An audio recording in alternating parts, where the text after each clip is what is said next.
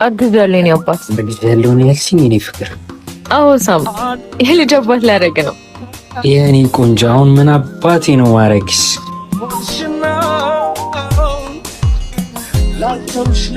በቃ ደውልልሃለሁ። እሺ የኔ አባት እወድሃለሁ። ቻው። ስማማ የኔ ፍቅር ብሩን የምቀበልበት ቀን ደርሷል። እሺ ያ ጀዝባ አረገዘችልኝ ምናምን እያደረገ እየተደሳሰተ ነው። መጣሁ እዛው ጠብቀኝ።